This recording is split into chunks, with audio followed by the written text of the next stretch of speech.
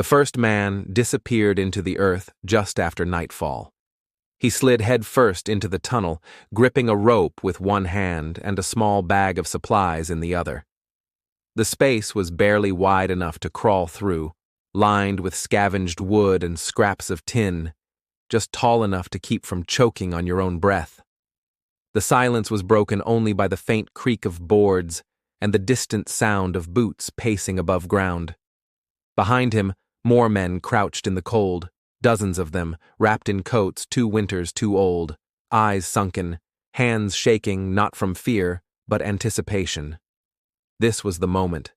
Months of digging, weeks of planning, and now, escape.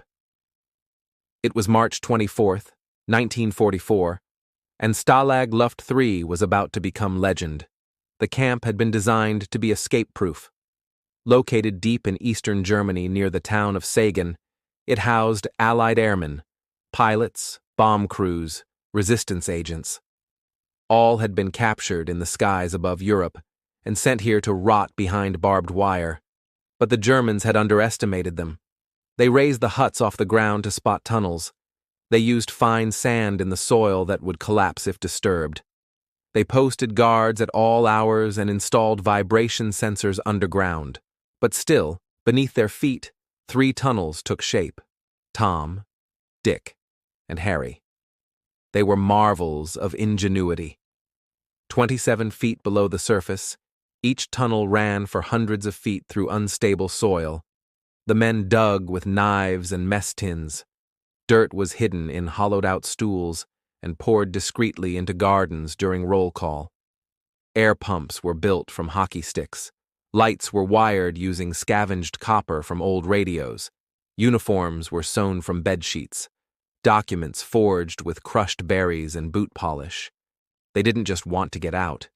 They wanted to go home. By spring, only 1 tunnel remained operational: Harry. It had taken almost a year. And on that moonless night in March, they began to move. The first escapee emerged from the far end just after 10 p.m. The tunnel had come up short, just a few feet shy of the tree line. Snow still covered the forest floor, and each man who exited had to sprint across open ground before vanishing into the trees. One by one, they crawled through. The tunnel was suffocating. Air was stale. Timber groaned. Each movement stirred sand that fell in tiny avalanches.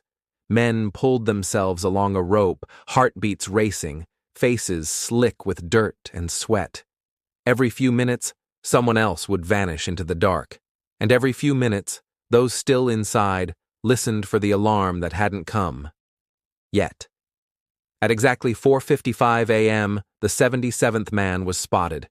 A guard glimpsed movement, raised his rifle, and sounded the alarm. Searchlights lit up the yard like fire. Dogs howled. Sirens screamed. The tunnel was sealed before number 78 could crawl out. Inside the tunnel, panic rippled. Men scrambled backward. Some were crushed, others dragged out and beaten. The German guards stormed the barracks, rifles drawn. Screams echoed through the wire.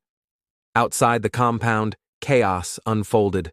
Only 3 escapees made it to safety, crossing into Sweden, Spain, and Switzerland, using false identities, stolen bicycles, and pure nerve. The rest were caught within days. And then came the order. 50 of the recaptured prisoners, hand-picked by the Gestapo, were removed from their cells, driven to isolated roads or forest clearings, and shot in pairs. The official statement claimed they tried to escape again. But the truth was colder. They were executed as a warning. One survivor later recalled being shown a clipboard with the names already crossed out, before the men had even been transported. At the camp, the remaining prisoners received the list in silence. No anger, no shouting, just grief, and rage that had nowhere to go. They buried the 50 beneath a long wooden cross. After the war, British investigators tracked down those responsible. Some were hanged, others imprisoned. But the survivors never spoke of vengeance, only loss. The Great Escape was never about numbers. not about how many made it or how many didn't. It was about resistance, about refusing to accept the wire and the cold and the hopelessness, about digging a hole in the earth with your bare hands because it was the only way to fight. And when they crawled into that tunnel, they weren't just prisoners, they were still soldiers. Thank you for listening to Last Post History. Subscribe for more true stories from the world at war.